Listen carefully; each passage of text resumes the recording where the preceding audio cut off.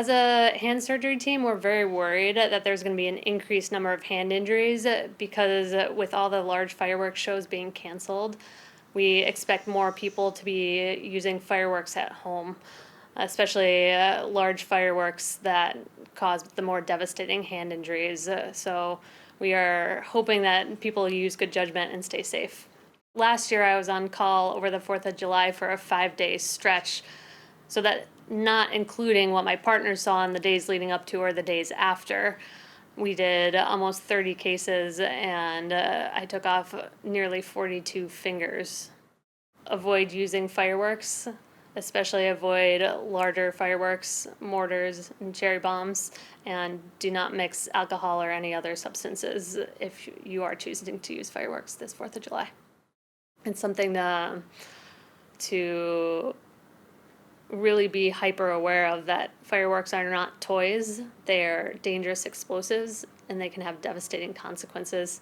Something like a sparkler we can see minor burns from, and burns on the hand are not as trivial a thing as burns elsewhere because as they scar down, you lose range of motion of the hand. So even something that seems small, it can have a pretty big impact. On the other end of the spectrum, we have patients come in every year that have complete loss of their hand. The spectrum goes everywhere in the middle as well. Some people only lose the tips of their fingers. We see patients every year where they lose multiple entire fingers. And we also see, if you're not losing a finger, you can have injuries, broken bones in the hand, wrist, and forearm as well. As a firework explodes, it just pushes everything apart. We frequently see, before we take patients to the operating room, fingers that are turned around backwards or pointing the wrong direction. Patients come in and we ask them what they know about their injury, and they know right away. They say, I see my bones, I see the muscles in my hand. So a firework does not play around with the hand.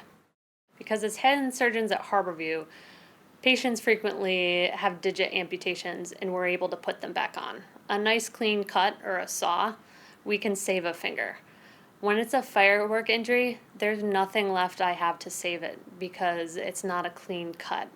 Everything is blown apart, so there's nothing normal on the finger left to put on. And having to explain to patients that their hand is never going to be normal again, that they are going to lose fingers, if not multiple fingers. Even if they don't lose anything, they're going to have scarring and their hand's not going to work the way it always has, is the hardest part of my job. Because after an injury like this, there's only so much I can do as a surgeon. And meeting with those patients after and hearing how their lives have been changed, some of them have to get new jobs or give up the hobbies that they love and enjoy, is heartbreaking. There's bones sticking out of the hand, and you can see all the tendons as well as muscle. Similar injury. Again, losing multiple fingers for this patient. This is a young child who has nothing left to save because this is so injured. Again, none of these fingers can be saved because they're too injured. We're looking at tendons and bones, and there's no skin covering them any longer. The x-rays tell how bad they are.